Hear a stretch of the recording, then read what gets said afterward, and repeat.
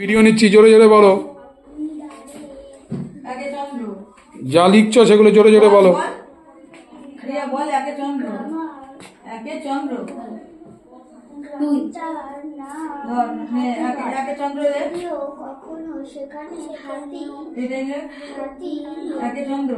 ডুমা জোরে বল।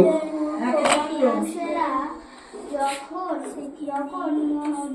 জমিরা ছিলেন ওদের ছিল হাতি আর হাতিরা ছিল পাথরের পাথরের বাড়ি তার বাড়ি